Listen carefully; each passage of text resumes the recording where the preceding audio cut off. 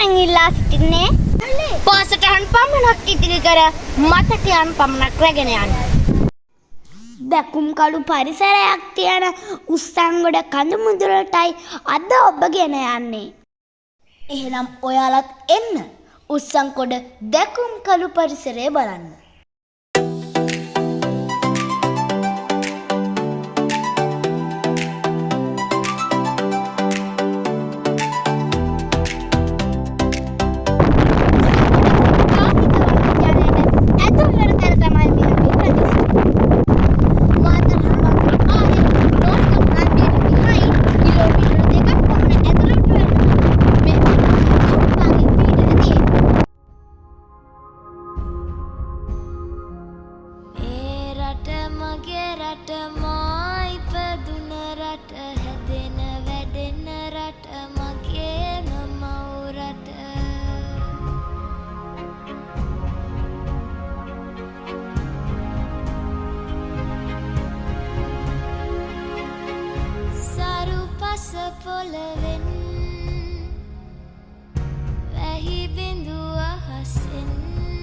දැකුම් කළු මනස්කාන්ත බවක් ඇති ශ්‍රී ලංකාවේ දකුණේ අම්බලන්තොට ප්‍රදේශයේ කොළඹ කතරගම පාරේ නෝනගම මන්සන්දියට පෙර දකුණට හැරිලා කිලෝමීටර් 2ක් පමණ දුරක් ආවට පස්සේ උස්සංගොඩට එන්න පුළුවන්.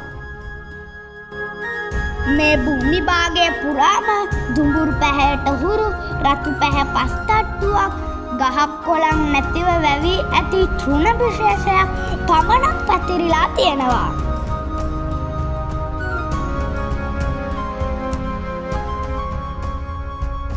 උස්සංගොඩ ගැන කතන්දර බොහොමයි.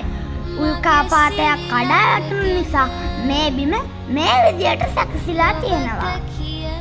රාවණාරච්චුගේ දඬුමොනර බැසූ ප්‍රදේශය කියලා තියෙනවා. පිටසක්වල ජීවීන් සමග ඍජු සම්බන්ධතාවයක් පවත්වාගත්ත තැන කියලා කියනවා. හනුමන්ත අරන් ආපු බේත් කන්දෙන් වැටුණු කුඩා කැබැල්ලක් කියලා හඳුන්වනවා.